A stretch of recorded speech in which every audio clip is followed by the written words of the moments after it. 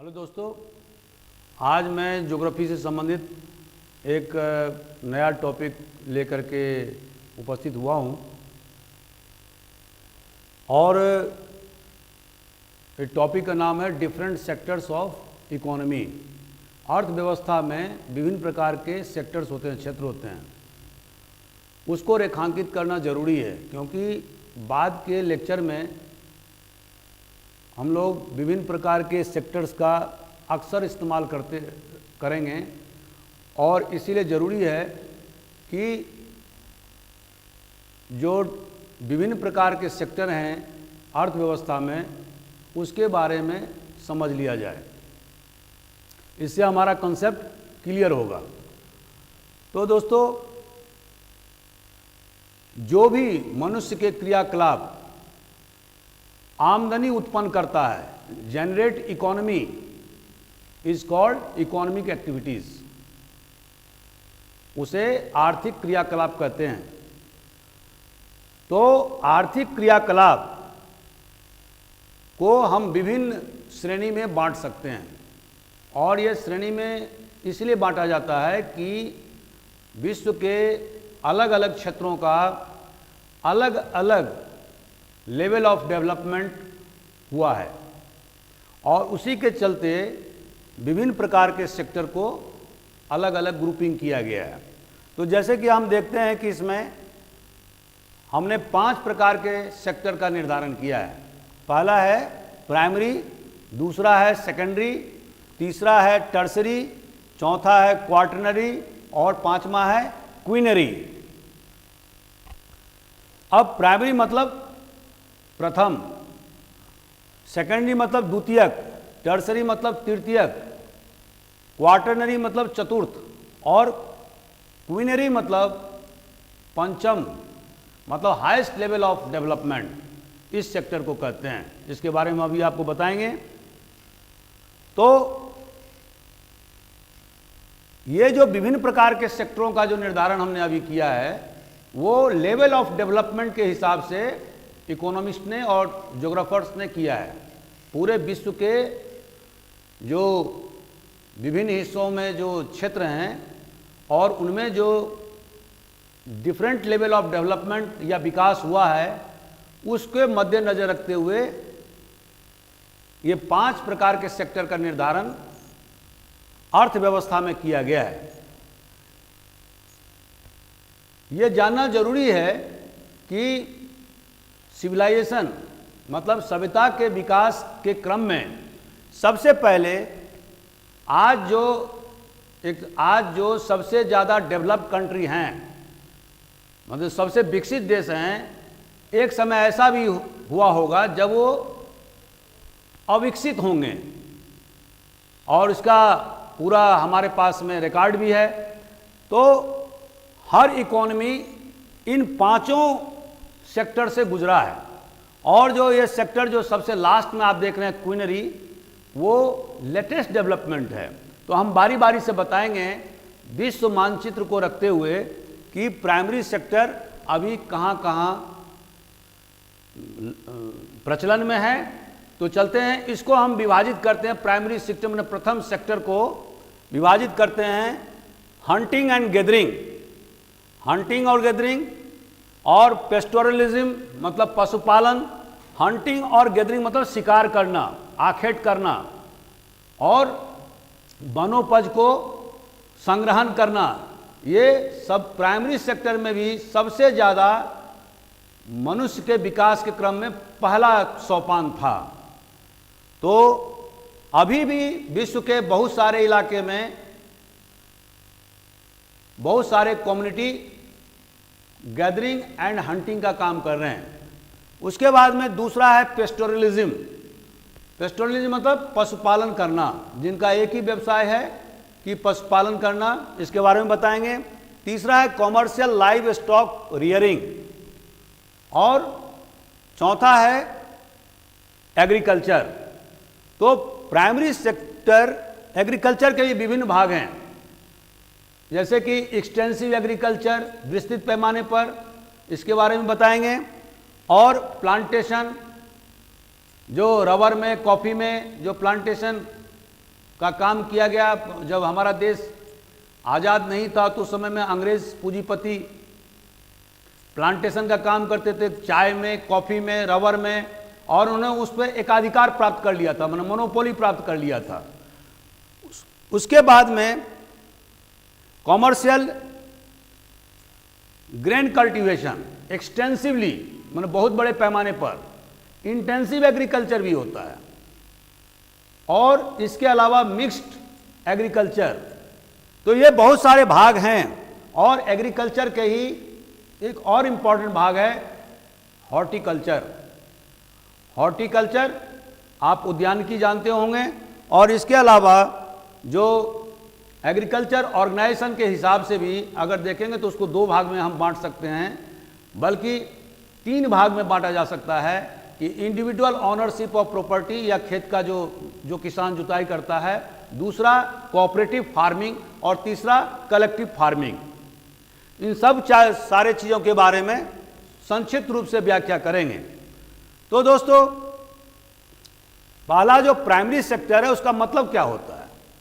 Primary sector का मतलब ये होता है कि those activities which are linked with the land, मतलब जमीन से जुड़े हुए जो एक्टिविटी हैं उसको बोलते हैं प्राइमरी सेक्टर। और प्राइमरी सेक्टर में जैसा मैंने आपको बताया कि एग्रीकल्चर आता है, माने कृषि, माइनिंग आता है, और इसके अलावा जो मैंने आपको बताया कि पेस्टोरलिज्म माने पशुपालन, और फूड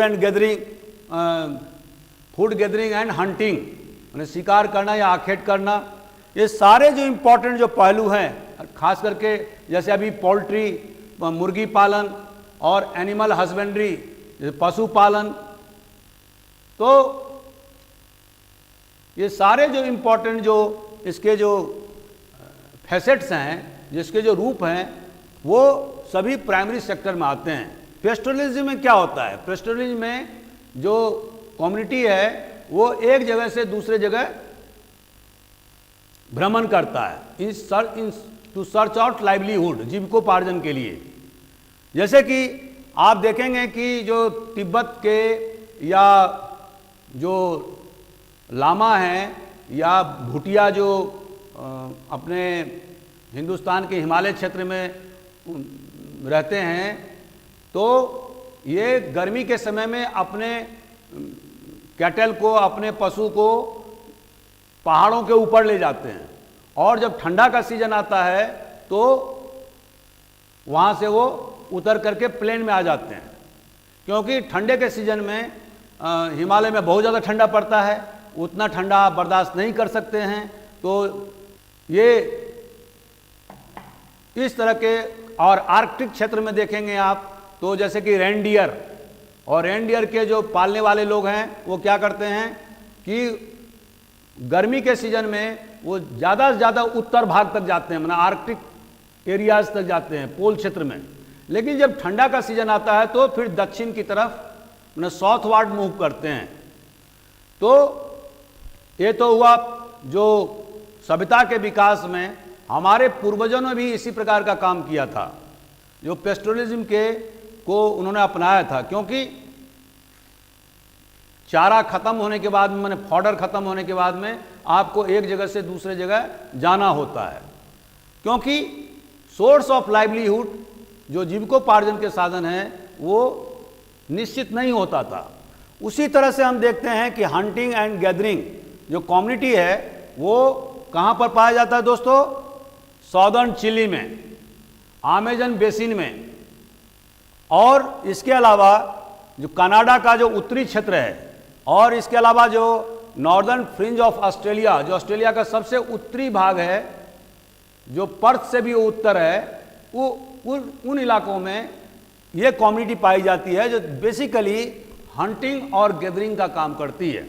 और ये जैसे कि जो वनोपज को संग्रहण करना, जानवरों का शिकार करना, जैसे आप गम देखते हैं उसको कलेक्शन करना, उसको फिर लोकली बेच देना। इसी तरह से जो वनोपज, बहुत सारे वनोपज हैं, जैसे लाख आपको मालूम होना चाहिए कि एक किस्म के पेड़ से, उसके बार्क से जो है ना लाख पैदा होता है, मतलब छाल से, उसको छील करके इकट्ठा करना। तो इस तरह के जो बहुत सारे जो वनोपज सामग्री हैं उनको इकट्ठा करके, और अभी आपने झाबुआ का मैंने दृष्टांत बताई कि जैसे कि महुआ है तो उसको बीनना, उसको इकट्ठा करना और उसको फिर मार्केट में बेच देना। तो इस तरह से जो सैकड़ों जो वनोपज इन कम्युनिटी को मिलते हैं उनसे वो अपना पेट पालते हैं और साथ साथ अपने ज़रूरियात के लिए लोकली मार्केट में, क्योंकि वो बेच देते हैं। तो ये हंटिंग एंड गैदरिंग जो कम्युनिटी है वो मोस्ट प्रिमिटिव कम्युनिटी है। और जैसे मैंने बताया कि एरिया ऑफ जो रेसिडेंस है उनका वो इन इलाकों में है। इसके अलावा जैसे कि पेस्टोरलिज्म है, जैसे एक जगह से दूसरे जगह पशु को चराना, ले जाना, फिर वो स्थान बदल लेना, फिर वहाँ चले जाना, तो ये पेस्टोरलिज्म का हिस्सा है। ये जो कम्युनिटी है अधिकांशतः आप देखेंगे कि तिब्बत में, सहारा के रेगिस्तान के आसपास के एरिया में मिलता है, ये कम्युनिटी मिलता है। इसके अलावा जो कॉमर्शियल लाइव स्टॉक रियरिंग, दोस्तों आप जानते होंगे कि जो पशुपालन है उसको कॉमर्शियली माने वाणिज्य रूप में उसका पालन पोषण करना और फिर अत्यधिक मुनाफे में पशु का मांस या पशु को बेच देना, ये कॉमर्शियल लाइव स्टॉक रियरिंग का हिस्सा है। बड़े बड़े जो एरियाज हैं जैसे कि स्टेपीज आप जानते होंगे, और जैसे कि डाउन्स का इलाका है, जिसे ऑस्ट्रेलिया का जो ग्रासलैंड है उसको डाउन्स बोलते हैं, और प्रेरी का इलाका जो यूएसए का जो ग्रासलैंड का इलाका है उसको प्रेरी बोलते हैं। जैसे अर्जेंटीना में जो ग्रासलैंड है उसको बोलते हैं पंपाज। तो इन एरियाज में बहुत बड़े बड़े विस्तृत भूभाग हैं और वहाँ पर बहुत ज़बरदस्त ग्रेजिंग का या ग्रासलैंड का इलाका है, और वहाँ पर कॉमर्शियली में जो है ना एनिमल का, लाइव स्टॉक का रियरिंग या उसका पालन पोषण किया जाता है और उसके बाद में उससे आमदनी कमाई जाती है। इसके अतिरिक्त जो इम्पॉर्टेंट चीज़ है वो एग्रीकल्चर। अब दोस्तों आप जानते हैं कि एग्रीकल्चर का भी अलग अलग रूप है।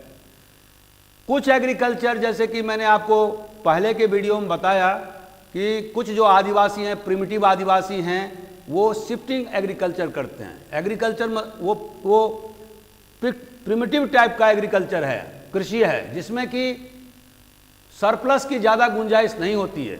जो वहाँ की कम्युनिटी होती हैं वो क्या करते हैं, खास करके आदिवासी कम्युनिटी हिंदुस्तान में भी, नॉर्थ ईस्टर्न एरियाज़ में भी, कुछ सेंट्रल इंडिया में भी, वो क्या करते हैं, जंगल को जला देते हैं और जलाने के बाद में वहाँ पर विभिन्न प्रकार के फसल को उगाते हैं। जब 3-4 साल के बाद में उस एरिया का प्रोडक्टिविटी मतलब उत्पादकता खत्म हो जाता है तो उसके बाद में फिर दूसरे एरिया में शिफ्ट कर जाते हैं और वहाँ पर पुनः जंगल को जला करके खेती लायक भूमि बनाते हैं, और इस तरह से सैकड़ों हजारों एकड़ ज़मीन की बर्बादी होती है। ये कोई हिंदुस्तान में ही नहीं हो रहा है बल्कि वर्ल्ड में, विश्व में सब जगह इस प्रकार की जो प्रिमिटिव कम्युनिटीज़ हैं वो शिफ्टिंग एग्रीकल्चर करती हैं। तो शिफ्टिंग एग्रीकल्चर में सबसे जो माइनस पॉइंट है, जिसको झूम खेती भी कहते हैं, झूम, ZHUM, झूमिंग, तो झूमिंग खेती भी कहते हैं। इसमें सरप्लस का गुंजाइश नहीं रहता है और जो प्रोड्यूस होता है, जो उत्पादन होता है, वो फैमिली के लोग ही उसको कंज्यूम कर लेते हैं, माने उसका कंजम्पशन हो जाता है। तो इस तरह से ये जो सब्सिस्टेंस इकोनॉमी, सब्सिस्टेंस एग्रीकल्चर जो है वो गरीबी की निशानी है, और इसीलिए विभिन्न सरकारों ने इस पर रोक लगाने का कानून भी बनाया हुआ है, क्योंकि इस प्रकार के कृषि की व्यवस्था होने से लाखों हेक्टेयर ज़मीन हर साल बर्बाद होते हैं पूरे विश्व में, और उसके अलावा जंगल का अंधाधुंध कटाई होता है। दूसरा जो इम्पोर्टेंट जो जो इसका भाग है वो है दोस्तों प्लांटेशन। अब प्लांटेशन में आप जानते हैं कि एक इंटेंसिव एग्रीकल्चर का रूप है और इसमें ये कैपिटल इंटेंसिव होता है। कैपिटल मतलब इसमें बहुत सारे पूंजी लगते हैं। जो प्लांटेशन का जैसे रूप मैंने बताया कि पहले जब अंग्रेजों के शासनकाल में इंडिगो जो नील की खेती होती थी वो भी प्लांटेशन का एक हिस्सा था। Tea, rubber, coffee, sugar cane मतलब ईख का उत्पादन, तो ये प्लांटेशन अंग्रेजों ने और डच ने इंडोनेशिया में, फिलीपींस में, यूएसए ने ये बहुत ज़्यादा जो है ना प्लांटेशन को खेती को बढ़ावा दिया और ये क्रॉप स्पेसिफिक एग्रीकल्चर होता था जिसमें कि बहुत अधिक मात्रा में पूंजी लगती थी।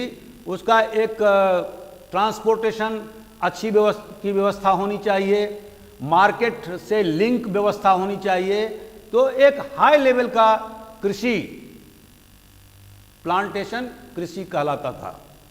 अब चूंकि औपनिवेशवाद अधिकांश जगह समाप्त हो गया है तो इसीलिए जो पहले ब्रिटिशर्स या डच या फ्रेंच उन लोग के हाथ से अब मोनोपोली या एकाधिकार ले लिया गया है और हमारे देश के ही जो है बहुत सारे लोग इस प्लांटेशन उद्योग में लगे हुए हैं। तो ये इम्पॉर्टेंट विधा है, different important kind of agriculture. इसके अलावा दोस्तों एक होता है एक्सटेंसिव कॉमर्शियल ग्रेन कल्टीवेशन। अब इसकी विशेषता क्या होती है? यहाँ पर जमीन की तादाद बहुत बड़ी होती है और यदि प्रोडक्शन के हिसाब से देखें तो यहाँ पूरे विश्व की बात कर रहा हूँ तो यहाँ पर कल्टीवेशन बड़े पैमाने पर बड़े बड़े लैंड होल्डिंग में होता है।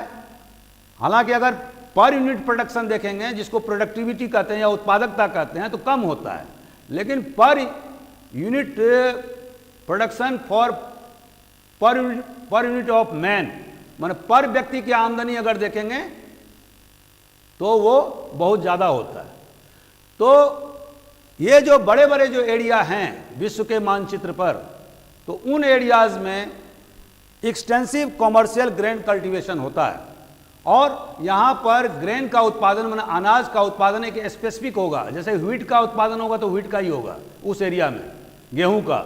अगर कहीं राइस का उत्पादन होगा चावल का तो चावल का ही होगा।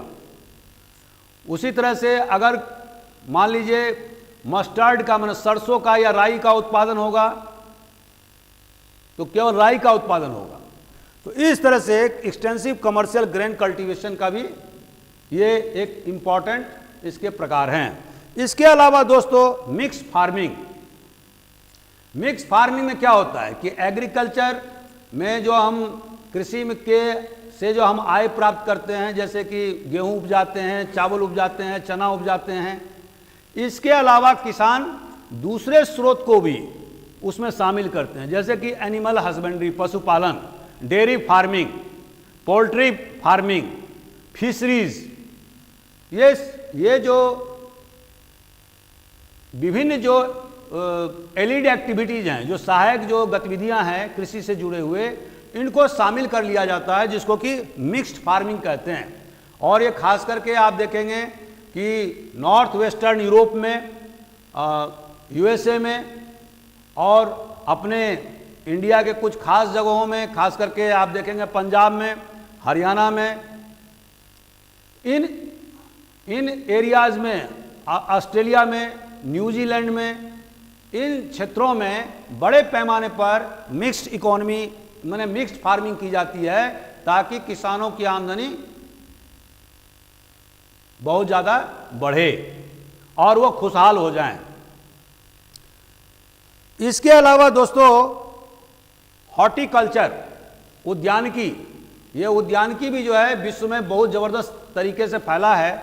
और जैसा कि मैंने आपको पहले के वीडियो में बताया था कि चाइना इसमें बहुत ज़बरदस्त जो है ना काम किया है और इसके कारण से चीन के किसानों का जो आमदनी का स्रोत है वो कृषि से प्राप्त आय से तो है ही, साथ साथ उन्होंने कृषि के साथ साथ हॉर्टिकल्चर को भी अपने साथ में, और गार्डनिंग माने जो फूल के उत्पादन से जो आमदनी होती है उसको, दोनों को एक साथ जोड़ा है। इससे किसानों की माली हालत बहुत ही अच्छी हो गई। और इसी तरह का जो हॉर्टिकल्चर का जो काम है वो मेडिटेरियन सी में, माने भूमध्य सागर के आसपास के जो इलाके के जो देश हैं वहाँ पर यह ज़बरदस्त रूप से फल फूल रहा है और ये एक बहुत बड़ा आमदनी का स्रोत हो गया है। तो और इसके अलावा डेयरी फार्मिंग, जैसा कि आप जानते हैं कि डेयरी फार्मिंग में डेनमार्क नंबर 1 है, और इसी तरह से हमारे देश में भी अब डेयरी फार्मिंग को बहुत ज़बरदस्त प्रोत्साहन मिल रहा है और जगह जगह डेयरी फार्मिंग मतलब पशुपालन, इसका बहुत ज़बरदस्त व्यापक पैमाने पर प्रयोग हो रहा है। डेयरी फार्मिंग के लिए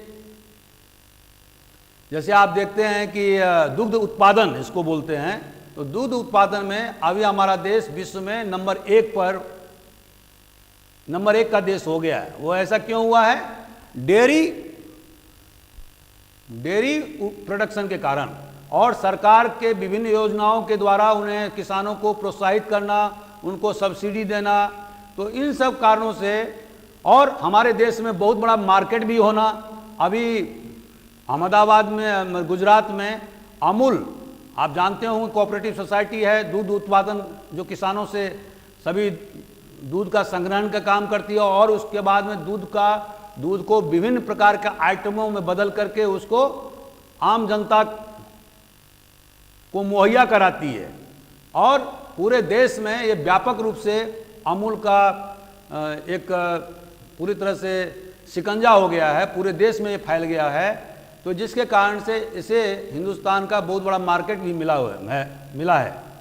तो दोस्तों इस प्रकार से हम देखते हैं। और एक मेडिटेरियन फार्मिंग, जो भूमध्य सागर के आसपास के इलाके हैं, जो देश हैं, वहाँ पर ग्रेप मतलब अंगूर का ज़बरदस्त, जिसको कि अंग्रेजी में विटीकल्चर कहते हैं, इसका भी ज़बरदस्त उपयोग, ज़बरदस्त उत्पादन होता है। और उसी से जुड़ा हुआ वाइन इंडस्ट्री मतलब शराब उद्योग, एक से एक बढ़कर के नए किस्म के शराब का उत्पादन वहाँ के लोकल इंडस्ट्री में उत्पादित किया जाता है और डिस्टिलरी में उत्पादन किया जाता है और उसके बाद में विश्व के विभिन्न भागों में उसको भेजा जाता है। तो इस तरह से मैंने आपको बहुत सारे जो एग्रीकल्चर से, कृषि से संबंधित जो प्राइमरी सेक्टर का भाग है, उससे संबंधित जो भी इम्पोर्टेंट जो तथ्य थे वो मैंने आपके सामने में लाया। अब इसके बाद में दोस्तों हम चलते हैं इंडस्ट्री। अब जैसा कि आप जानते हैं कि जो सेकेंडरी, जो हमने कहा था सेकेंडरी सेक्टर, जो द्वितीय सेक्टर है वो कौन सा है? तो जो सेकेंडरी सेक्टर है उसमें इंडस्ट्री आता है, मैन्युफैक्चरिंग इंडस्ट्री आता है, मैन्युफैक्चरिंग आता है।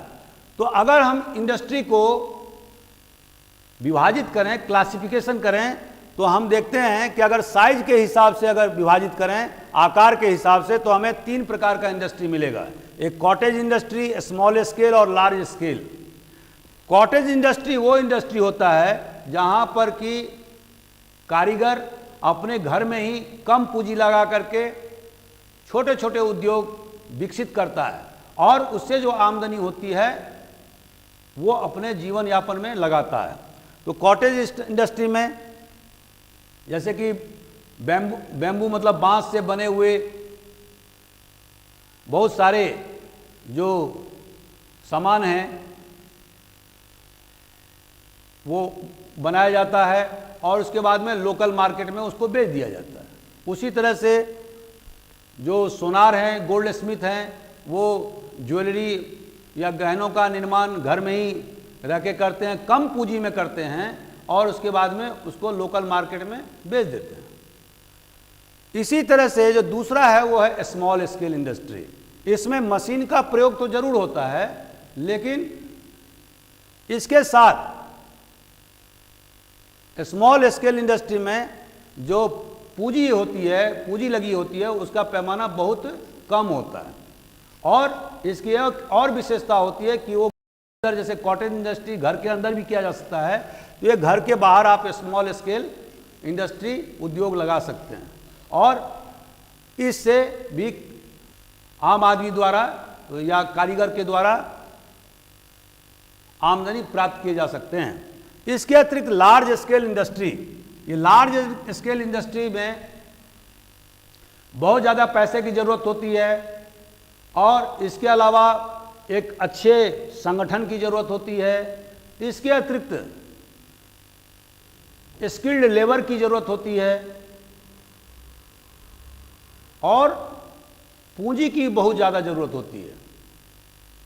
तो इस तरह से लार्ज स्केल इंडस्ट्री में का जो दायरा होता है वो बहुत बड़ा होता है। उसके लिए एक बड़ा मार्केट भी चाहिए, ताकि आप जो उत्पादन कर रहे हैं उसका खपत भी होना जरूरी है, और यदि खपत नहीं होगा तो फिर क्या होगा, आपको आमदनी नहीं होगी और फिर वो इंडस्ट्री बैठ जाएगी। तो ये जो लार्ज स्केल इंडस्ट्री है वो आधुनिक समय का आविष्कार है। खास करके औद्योगिक क्रांति होने के बाद बड़े बड़े उद्योग लगाए गए, जैसे टाटा आयरन स्टील को आप देख रहे हैं। तो इसी तरह से विश्व में विभिन्न भागों में स्टील के इंडस्ट्री लगाए गए हैं, पेट्रोकेमिकल के इंडस्ट्री लगाए गए हैं और बहुत सारे जैसे कि एल्युमिनियम की फैक्ट्री लगाए गए हैं। तो ये इस तरह के विश्व के अनेक इलाकों में लार्ज स्केल इंडस्ट्री विभिन्न सरकारों के द्वारा, विभिन्न प्राइवेट व्यक्तियों के द्वारा लगाया गया। जैसे हिंदुस्तान की सरकार ने बोकारो में, सलेम में, विशाखापट्टनम में, राउरकेला में, दुर्गापुर में, भिलाई में बड़े बड़े स्टील उद्योग लगाए, जिसमें कि हजारों के तादाद में स्किल्ड वर्कर काम करते हैं। इसी तरह से अमेरिका में जो पिट्सबर्ग है वहाँ पर लार्ज स्केल इंडस्ट्री लगाई गई है, और जर्मनी में जिसको कि रूड कहते हैं वहाँ भी आयरन एंड स्टील की इंडस्ट्री लगाई गई है।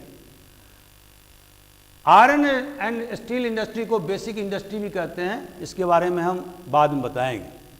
इसके बाद दोस्तों इनपुट और रॉ मटेरियल्स के आधार पर जो उद्योगों का जो वर्गीकरण है उसका कितने प्रकार हैं? Agro based.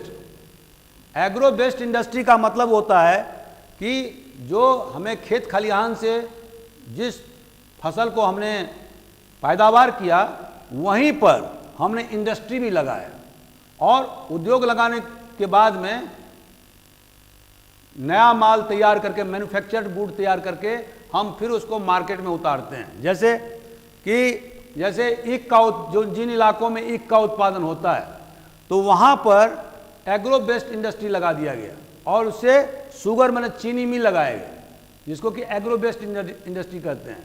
चीनी मिल लगाने पर चीनी का उत्पादन किया गया और उसके बाद में उसको मार्केट में खपत के लिए बेच दिया गया। तो इससे क्या होता है? इससे एक फायदा ये होता है कि जो एग्रो बेस्ड इंडस्ट्री अगर जहां पर इन फसलों का उत्पादन हुआ अगर वहीं पर लगा दिया जाए तो उसके जो खर्चे होते हैं, जो इनपुट में जो खर्च आते हैं उसमें भारी कमी होती है और सामान जो है कम दाम में भी बेचे जा सकते हैं। तो जैसे शुगर है, जैसे खाद्य पदार्थ है, तेल, जैसे खाद्य तेल है, या कॉटन माने कपास के, या टेक्सटाइल इंडस्ट्री, या इसके अलावा कॉफ़ी और रबर या चाय, ये सारे जो एग्रो बेस्ड इंडस्ट्री हैं वो उन जगहों में लगाए जाते हैं जहाँ पर कि इन फसलों का उत्पादन होता है। इसके अलावा दूसरा होता है मिनरल बेस्ड। मिनरल बेस्ड मतलब खनिज पर आधारित। अब खनिज में पर आधारित मतलब एक होता है मेटेलिक और दूसरा नॉन मेटेलिक, मतलब धातु में भी दो प्रकार के होते हैं, एक फेरस और एक नॉन फेरस। फेरस में आता है आयरन एंड स्टील इंडस्ट्री, और नॉन फेरस में आता है जैसे कॉपर हुआ, जिंक हुआ, एल्युमिनियम हुआ, जेम्स हुआ, ज्वेलरी हुआ। इन सारे जो इंडस्ट्री हैं वो इस श्रेणी में आते हैं। और इसके अलावा जो नॉन मेटेलिक जो इंडस्ट्री हैं उसमें जैसे सीमेंट उद्योग आया, पॉटरी उद्योग, सेरामिक उद्योग, ये सारे जो इंपॉर्टेंट जो उद्योग हैं वो नॉन मेटेलिक इंडस्ट्री के अलग अलग प्रकार हैं। इसके अलावा दोस्तों जो फॉरेस्ट बेस्ड इंडस्ट्री, जैसे कि आप जानते हैं कि जंगल से बहुत सारा जैसे लकड़ी हम प्राप्त करते हैं, तो टिम्बर इंडस्ट्री खोला जाता है और जहाँ से विभिन्न प्रकार के फर्नीचर वगैरह बना करके मार्केट में उसे बेचने के लिए उतारा जाता है, ताकि लोगों के द्वारा कंजम्पशन किया जा सके, खरीदा जा सके। तो एनिमल, और इसी तरह से एनिमल बेस्ड इंडस्ट्री, जो कि जैसे कि ये ऊल, ऑस्ट्रेलिया में बड़े पैमाने पर भेड़ों को पालन पोषण किया जाता है, रियरिंग किया जाता है, और इससे जो ऊल पैदा होते हैं उससे ऊल इंडस्ट्री जो है वहाँ पर स्थापित किए गए हैं। तो इसी तरह से जो केमिकल बेस्ड इंडस्ट्री है, जिसमें कि पेट्रोकेमिकल्स आया, और इसके अलावा फर्टिलाइजर्स या बहुत सारे जो केमिकल्स हैं जैसे कि फार्मास्यूटिकल्स जो इंडस्ट्री, ये सभी केमिकल बेस्ड इंडस्ट्री के प्रकार हैं। तो इस तरह से दोस्तों मैंने इनपुट और रॉ मटेरियल्स के आधार पर इसका वर्गीकरण किया। अब आउटपुट और प्रोडक्ट के हिसाब से जो वर्गीकरण है उसमें है दो भाग, पहला बेसिक और दूसरा कंज्यूमर गुड्स। बेसिक इंडस्ट्री क्या होता है? बेसिक इंडस्ट्री वो होता है जो आप जानते होंगे कि आयरन एंड स्टील इंडस्ट्री अपने आप में एक इंडस्ट्री है, लेकिन ये उससे जो सामान बनता है, जैसे स्टील बनाते हैं, तो उसका उपयोग फिर मशीनरी को बनाने के लिए किया जाता है। जैसे हवाई जहाज या दूसरे कोई हाई टेक के जो इंडस्ट्री हम स्थापित करते हैं, तो हमें बेसिक इंडस्ट्री की ज़रूरत है, उसके बिना हमारा काम नहीं चल सकता। इसीलिए भारत सरकार ने तृतीय पंचवर्षीय योजना में बेसिक इंडस्ट्री को सबसे ज़्यादा प्राथमिकता पर रखा था, और इसी कारण से हमारे देश में बहुत सारे जो स्टील फैक्ट्री लगाए गए, स्टील इंडस्ट्री लगाए गए, उसका रीज़न भी यही था, ताकि अगर हम बेसिक इंडस्ट्री के मामले में आत्मनिर्भर हो जाएंगे तो high industry, high technology based industry हम या कोई भी इंडस्ट्री का निर्माण हम कर सकते हैं। तो इसीलिए इसको बेसिक इंडस्ट्री कहते हैं। आयरन एंड स्टील इंडस्ट्री को बेसिक इंडस्ट्री कहते हैं, क्योंकि आयरन और स्टील से दूसरे प्रकार के जो इंडस्ट्री हम बनाते हैं उसमें उसका उपयोग होता है। इसके अलावा दोस्तों जो कंज्यूमर गुड्स क्या होता है? ऐसे गुड्स, ऐसे सामान जिसको जनता के द्वारा कंज्यूम किया जाता है, माने खपत किया जाता है, सीधे खपत किया जाता है, उसको क्या बोलते हैं? Consumer goods. जैसे कि कोई कारखाना बिस्कुट का उत्पादन करती है और वो सीधे मार्केट में उतारती है और जनता उसको खरीदती है, अपने उपयोग में लाती है, सीधे उसको कंज्यूम करती है, रोजमर्रा के जिंदगी में उसका उपयोग करती है, तो उसको बोलते हैं कंज्यूमर गुड्स। जैसे टेक्सटाइल इंडस्ट्री अगर कपड़े का निर्माण करती है, तो कपड़े निर्माण करने के बाद में हम लोग जाकर के उसको मार्केट में उतारती है, हम लोग मार्केट में जाकर खरीदते हैं। तो ये क्या है? ये सारे जनता के द्वारा कंज्यूम किए जाते हैं। तो जैसे कोई फैक्ट्री गाड़ी का उत्पादन करती है, महिंद्रा फैक्ट्री जो है विभिन्न प्रकार के गाड़ियों का उत्पादन करती है और मार्केट में उतारती है। उनके अलग अलग जो है एजेंसी बैठी हुई हैं, हर एक शहर में बैठे हुए हैं। तो वो मान लीजिए किसी एक मॉडल को लॉन्च किया और उसको मार्केट में उतारा और जनता ने सीधे जाकर के उस गाड़ी को खरीदा। तो ये जो सीधे जो खरीदने वाली जो प्रक्रिया है उसको बोलते हैं कंज्यूमर गुड्स।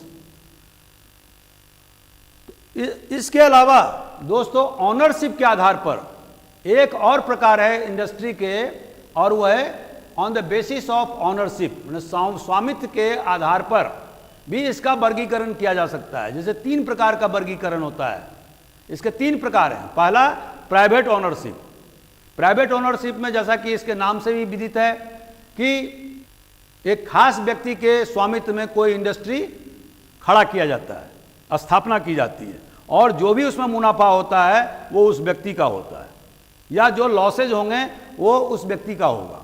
दूसरा होता है पब्लिक। पब्लिक मतलब गवर्नमेंट। जैसे कि आपने देखा होगा कि बड़े बड़े जो इंडस्ट्री हैं हिंदुस्तान में, उसको पब्लिक सेक्टर इंडस्ट्री बोलते हैं। वो क्यों कहते हैं industry, public sector industry? Because वो इतने बड़े बड़े पैमाने पर खोले गए हैं कि आम जनता या कोई जो प्राइवेट जो पूंजीपति है वो ऐसे इंडस्ट्री को खड़ा नहीं कर सकती है। जैसे कि बोकारो स्टील प्लांट है, अब उसमें करोड़ों रुपए लगे हैं, अरबों रुपए लगे हैं। अब किसी एक पूंजीपति के बस की बात नहीं है कि वो बोकारो स्टील जैसा प्लांट खोल दे। उसी तरह से आपने देखा होगा GAIL, gas authority of India limited, जो भारत सरकार के नवरत्न हैं, उसमें एक गेल भी है। तो इन इंडस्ट्री का जो पैमाना है वो बहुत बड़ा व्यापक होता है और वो किसी एक पूंजीपति के द्वारा नहीं खोला जा सकता आज के ज़माने में। तो इसीलिए विभिन्न सरकारों के द्वारा पब्लिक सेक्टर के इंडस्ट्रीज खोले जाते हैं, जो अगर वो नहीं खोले जाएंगे, जैसे कि हाईटेक इंडस्ट्री। अब अगर हाईटेक इंडस्ट्री, उसमें अरबों रुपए खपत होते हैं, उसमें हाईली स्किल्ड वर्कर की ज़रूरत होती है, उनमें बहुत बड़े पैमाने पर मार्केट की ज़रूरत होती है, और किसी एक प्राइवेट पूंजीपति के बस में ये काम नहीं होता है। तो इसीलिए विभिन्न सरकारों के द्वारा, विश्व के विभिन्न सरकारों के द्वारा पब्लिक इंडस्ट्रीज खोले जाते हैं। और जैसे कि हमारे देश में विभिन्न पंचवर्षीय योजना का क्या लक्ष्य था? To achieve the commanding heights of the public sectors. हालांकि 1991 के बाद में, लिबरलाइजेशन होने के बाद में, वो सब प्रायोरिटी अब सेकेंडरी हो गई हैं। 1947 से लेकर 1991 तक भारत सरकार की प्राथमिकता क्या रहती थी कि to achieve the commanding heights of public sectors. क्योंकि पब्लिक सेक्टर अगर मजबूत होगा तो देश आत्मनिर्भर होगा। जैसे बेसिक इंडस्ट्री के मामले में वो अगर आत्मनिर्भर होगा तो दूसरा इंडस्ट्री भी खोल सकता है। तो ये उसका मुद्दा था। खैर, इसके अलावा ज्वाइंट ओनरशिप एक तीसरा मुद्दा होता है, ये तीसरा सेक्टर होता है। इसका मतलब क्या होता है कि कुछ व्यक्तियों के समूह के द्वारा ज्वाइंट स्टॉक कंपनी खोले जाते हैं, और उसमें हो सकता है कि उन संबंधित सरकार की भी कुछ भागीदारी हो। जैसा कि दोस्तों आप जानते हैं कि joint stock company east India company थी, जिसको कि सन 1600 ईस्वी में महारानी एलिजाबेथ ने चार्टर दिया था कुछ व्यापारियों के समूह को कि आप ईस्ट में, पूरब में व्यापार करें। इसी तरह से उन्होंने अफ्रीका में व्यापार करने के लिए एक अफ्रीका कंपनी बनाया था, और अमेरिका में व्यापार करने के लिए एक ट्रांस अटलांटिक कंपनी बनाया था। तो उसी तरह से फ्रांस की गवर्नमेंट ने, नीदरलैंड की गवर्नमेंट ने ज्वाइंट स्टॉक कंपनी 1600 से लेकर 1700 ईस्वी के बीच में बनाया था। तो ये तीसरा जो प्रकार है वो क्या है? ज्वाइंट ओनरशिप इंडस्ट्रीज, जिसमें कि बहुत सारे लोगों के पूंजी लगे रहते हैं, जिसमें कि सरकार की भी हो सकता है कि शेयर हो। तो इस प्रकार से दोस्तों ओनरशिप के आधार पर, स्वामित्व के आधार पर 3 प्रकार के इंडस्ट्री हो सकते हैं: public, private and joint ownership. इसके अलावा दोस्तों तीसरा जो इंपॉर्टेंट जो सेक्टर है, जिसको कि टर्शरी सेक्टर कहते हैं। टर्शरी सेक्टर क्या होता है? इसको बेसिकली सर्विस सेक्टर कहते हैं। आप जैसे कि अगर मान लीजिए कोई किसी कानून के पचड़े में पड़ गए, आपको वकील से सलाह लेना है, वो आपसे फीस लेगा और उसके बाद में वो आपके तरफ से केस दर्ज करेगा। मान लीजिए आप बीमार पड़ गए, आप हॉस्पिटल गए, इलाज कराया, डॉक्टरों ने आपका इलाज किया, उनने आपको सेवा दिया, मैंने सर्विस किया, और उसके बदले में आपसे फीस लिया। तो इस तरह से जैसे कि कारपेंटर बढ़ई है, उससे आपने अपना फर्नीचर बनवाया, और या प्लम्बर, उससे आपने नल दुरुस्त करवाए और उसके एवज में आपसे उसने पैसा लिया। तो जो सर्विस जो सेक्टर है उसको क्या बोलते हैं? Tertiary sector. जो तृतीयक सेक्टर है, इसके दो भाग होते हैं। एक तो हुआ प्रोडक्शन। प्रोडक्शन जो दोस्तों होता है इंडस्ट्री में, और टर्सरी मतलब सेकेंडरी सेक्टर और टर्सरी सेक्टर में अंतर क्या होता है? पहला अंतर ये होता है कि जो इंडस्ट्री में आपको जो वर्कर हैं वो टेंजिबल प्रोडक्शन, आपको जैसे मान लो स्टील इंडस्ट्री में लगा हुआ वर्कर है तो स्टील का प्रोडक्शन करेगा और आपको दिखेगा, लेकिन जो इसमें जो प्रोडक्शन होता है वो टेंजिबल नहीं होता है, मतलब आपको दिखेगा नहीं, लेकिन वो अपने स्किल्ड माने अपने स्किल के द्वारा वो आपको सेवा प्रदान करेगा। तो एक तो वो हुआ प्रोडक्शन, और दूसरा क्या होता है? एक्सचेंज। एक्सचेंज में क्या आता है? Trade and commerce. ट्रेड और कॉमर्स में दोस्तों जैसा कि आप जानते हैं कि होलसेल भी हो सकता है, जो बहुत सारे जो ट्रेडिंग सेंटर है वो बहुत सारे व्यापारियों के माध्यम से होलसेल व्यापार करती है, मतलब जनता से डायरेक्ट व्यापार नहीं करती है, और फिर उन व्यापारियों के द्वारा फिर वो रिटेल का व्यापार किया जाता है। रिटेल व्यापार में क्या होता है? वो सीधे जनता से जुड़ी हुई है, मतलब कंज्यूमर जो है वो रिटेल दुकान पर जाता है और वो अपने सामान लेता है और उसके बाद में उसको कंज्यूम करता है, खरीदता है। लेकिन होलसेल में क्या होता है? जो फैक्ट्री है वो कुछ खास इंपॉर्टेंट व्यक्तियों को होलसेल ट्रेडिंग का राइट्स देता है, और वहाँ पर उनके फिर ताल्लुकात रिटेलर से होते हैं, और ये रिटेलर होलसेल व्यापारी से सामान खरीद करके ले जाते हैं और फिर जनता तक पहुँचाते हैं। तो जनता से जो डायरेक्ट जो इंटरफेस होता है वो किसका होता है? रिटेल का। और रिटेल के भी इसको एक अन्य ढंग से भी हम इसको विभाजित कर सकते हैं, अर्बन एंड रूरल। अब अर्बन में जैसे शहरी क्षेत्र में आप देखेंगे कि जो ट्रेडिंग सिस्टम होता है बहुत थोड़ा सा ऑर्गेनाइज होता है, लेकिन जो रूरल में है जैसे कि हाट बाजार, जैसे कि आप आदिवासी क्षेत्र बस्तर में जाएंगे तो हाट बाजार जो है वो साप्ताहिक लगता है, पर डे कहीं ना कहीं 10 किलोमीटर 20 किलोमीटर के एरिया में कहीं ना कहीं हाट लगता है, और वहाँ आदिवासी इकट्ठा होते हैं और वहाँ पर ज़रूरत के सामान तो खरीदते ही हैं, साथ साथ जो अपने रिश्तेदार हैं दूसरे गांव में, वहाँ से मेल मुलाकात की करने का भी उनको एक अवसर प्रदान करता है। तो हाट जो है आदिवासी क्षेत्रों में या रूरल एरिया में वो लोगों के मिलने जुलने का भी साधन है, और साथ साथ जो सामान है जो रोज़मर्रा के जीवन के लिए आवश्यक जो सामान है उसको खरीदने का भी एक माध्यम है। तो एक तो हुआ ट्रेड एंड कॉमर्स, और दूसरा है ट्रांसपोर्ट। तो ट्रांसपोर्ट आप जानते हैं कि ट्रांसपोर्ट के 4 भाग हैं। एक रेलवे, आप लोग सबको मालूम है हिंदुस्तान में रेलवे के द्वारा बहुत ज़्यादा सामान एक जगह से दूसरे जगह पहुंचाई जाती है।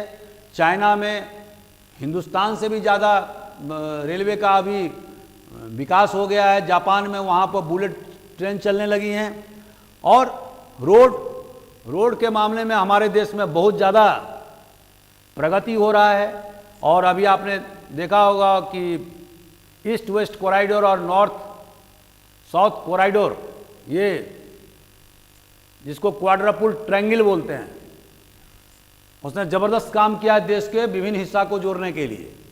और इसके अलावा वाटरवेज में अभी आपने देखा होगा कि भारत सरकार ने गंगा नदी पर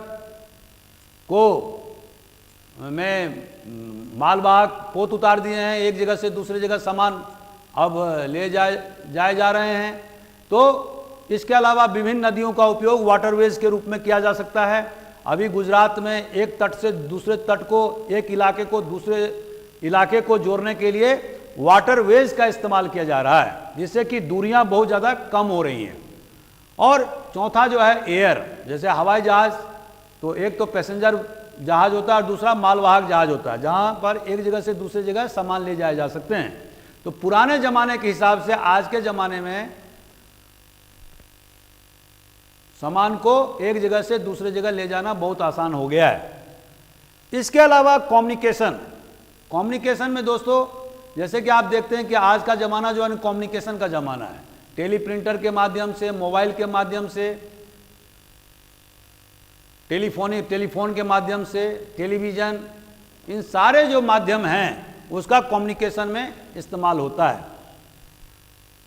और इसके अलावा जो चौथा जो फैक्टर है वो है सर्विसेज में ही आएंगे 4 प्रकार। एक फिनेंशियल बैंकिंग आज के जीवन का सबसे बड़ा महत्वपूर्ण अंग हो गया है। हर जगह आपको बैंक मिलेंगे। तो पहला है बैंकिंग, उसी तरह से दूसरा है इंश्योरेंस, क्योंकि हर आदमी को इंश्योरेंस करना जरूरी है, सामानों का भी, घर का भी और मनुष्य के जीवन का भी, क्योंकि कभी भी किसी भी वक्त आफत आसमानी आ सकती है। और उसमें अगर आप इंश्योर्ड हैं, आपके मकान अगर इंश्योर्ड हैं, तो अगर मान लीजिए कोई आपदा या संकट आ गया तो आपका परिवार बर्बाद होने से बच जाएगा। तो इंश्योरेंस का बहुत ज़्यादा प्रचार प्रसार हो रहा है। हालांकि हिंदुस्तान में अभी निचले स्तर तक नहीं पहुंचा है, लेकिन पश्चिमी देशों में हर व्यक्ति इंश्योर्ड हो गया है, माने जीवन बीमा हो गया, सबने ले लिया हुआ है। इसी तरह से तीसरा फैक्टर होता है रियल एस्टेट के बारे में आप जानते हैं कि शहरों में ऐसी ज़मीन जिसका उपयोग मकान बनाने के लिए किया जाता है उसको रियल एस्टेट कहते हैं। और ये रियल एस्टेट बहुत ज़्यादा एम्प्लॉयमेंट देने का साधन है। इसके अलावा जो प्रोफेशनल्स हैं, जो आपको अभी मैंने आप बताया था शुरुआत में कि डॉक्टर, इंजीनियर, बहुत सारे वकील जो स्किल्ड प्रोफेशनल हैं। इसके अलावा सेमी स्किल्ड भी होता है, जैसे प्लम्बर हुआ, कारपेंटर, बार्बर, तो मैसन, तो बहुत सारे प्रोफेशनल्स ये अपनी सेवा देते हैं। तो ये सारे इंपॉर्टेंट जो भाग हैं वो टर्सरी सेक्टर के भाग हैं, मतलब तृतीयक सेक्टर हैं। इसके अलावा जो चौथा जो सेक्टर है उसको बोलते हैं क्वार्टरनरी मतलब इसमें इंफॉर्मेशन बेस्ड, आजकल का ज़माना क्या है, इंफॉर्मेशन का ज़माना है। तो जो आईटी इंडस्ट्री से जुड़ा हुआ जो मुद्दा है वो चतुर्थ श्रेणी में क्वार्टरनरी सेक्टर में आएगा। इसके अलावा जो रिसर्च एंड डेवलपमेंट, जिसमें कि हजारों लाखों रुपए लगते हैं, और इसके अलावा बहुत सारे प्रोफेशनल्स उस काम में जुड़े रहते हैं, डाटा का कंपाइलेशन करते हैं, कहाँ कहाँ दूसरे देशों में क्या क्या इजाद हुआ, क्या इन्वेंशन हुआ, क्या डिस्कवरी हुआ, उन और अपने क्षेत्र में, अपने देश में और क्या क्या किया जाना चाहिए, किस क्षेत्र के लिए विशेष किस चीज़ की आवश्यकता है, उन सब चीज़ों को रेखांकित करना रिसर्च एंड डेवलपमेंट का काम है। और चाइना ने तो बहुत ज़्यादा रिसर्च एंड डेवलपमेंट पर ध्यान दिया है। और मैंने आपको पूर्व के वीडियो में बताया था कि धान के ही जो जीन हैं वो 100 से ज़्यादा उन्होंने विकसित कर लिए हैं। और अब ट्रेडिशनल पद्धति के जो बीज हैं उसका उपयोग वो नहीं करते हैं। इसीलिए उनकी जो उत्पादकता है धान के मामले में वो हिंदुस्तान के उत्पादकता से बहुत ज़्यादा है। तो ये सब काम चाइना ने क्यों किया?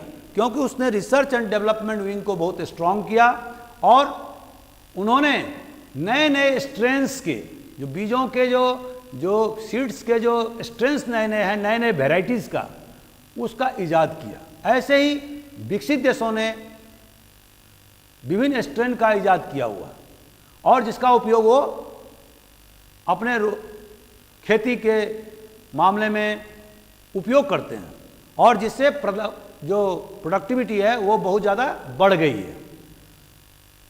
तो इसके अलावा जो पांचवा सेक्टर है वो सेक्टर है क्वीनरी, और ये हाल का विकसित जो है वो सेक्टर है।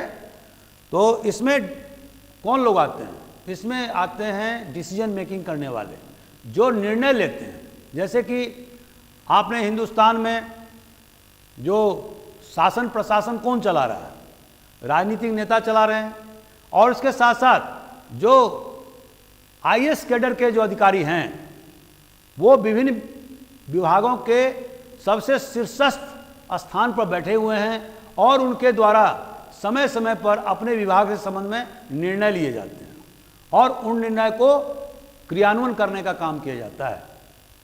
तो इसी तरह से इंडस्ट्रीज में जो टॉप क्लास के जो एग्जीक्यूटिव होते हैं उनके द्वारा अपने संबंधित इंडस्ट्रीज के बारे में, उद्योग के बारे में उन्हें निर्णय लेना होता है। तो जो डिसीजन मेकिंग बॉडी, हर ऑर्गेनाइजेशन में एक डिसीजन मेकिंग बॉडी होता है जो हाईएस्ट लेवल पर होता है और जिसके द्वारा संबंधित इंडस्ट्री के बारे में निर्णय लिए जाते हैं। उसी तरह से गवर्नमेंट में भी जो टॉप क्लास के जो ब्यूरोक्रेसी हैं वो निर्णय लेते हैं। साथ साथ जो पॉलिटिकल मास्टर्स हैं वो अपने विभाग से संबंधित निर्णय लेते हैं। कैबिनेट क्या होता है?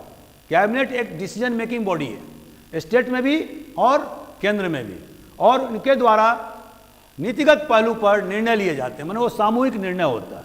तो ये जो निर्णय लेने वाली जो बॉडी है उसको बोलते हैं क्वीनरी सेक्टर, मतलब 5वां सेक्टर।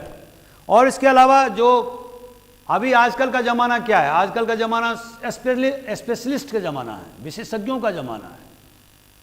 आजकल लेमैन का ज़माना नहीं है कि jack of all trades and master of none, ये जो कहावत है उसका ज़माना नहीं है।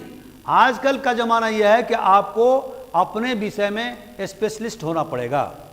जो जैसे साइंटिस्ट हैं, जैसे आर्किटेक्ट है, तो जो हाईएस्ट लेवल के जो स्पेशलिस्ट हैं, और अभी तो ये भी स्थिति हो गई कि जो स्पेशलिस्ट है वो अमेरिका में बैठा है और उसके लोग इंडिया में काम कर रहे हैं। तो जो स्पेशलिस्ट या विशेषज्ञों की जो जमात है या जो डिसीजन मेकिंग बॉडी है उसको क्वीनरी सेक्टर्स में रखा गया है, क्योंकि वो अर्थव्यवस्था को बहुत ज़्यादा प्रभावित करते हैं। तो दोस्तों, इस तरह से मैंने जो अर्थव्यवस्था है इसके बारे में हमने आपको डिटेल में व्याख्या किया कि 5 जो महत्वपूर्ण जो सेक्टर्स हैं वो कौन कौन से सेक्टर हैं। क्योंकि अब जो हम इंडियन इकोनॉमी में और ज्योग्राफी में जो हम बहुत सारे जो लेक्चर देंगे उसमें इन सेक्टरों का हम प्रयोग करेंगे। तो मैंने सोचा कि एक सेक्टर के बारे में आपका कंसेप्ट क्लियर हो, इसीलिए मैंने इस टॉपिक को आज आपके सामने प्रस्तुत किया। अब इसके ठीक बाद लगभग 5 बजे मैं एक टॉपिक लूँगा इंडियन कॉन्स्टिट्यूशन पर, सर्विसेज ऑफ इंडिया, और वो करीब 40 मिनट का होगा। तो आप ज़रूर सुनिएगा, उसमें पार्टिसिपेट करिएगा। Thank you very much.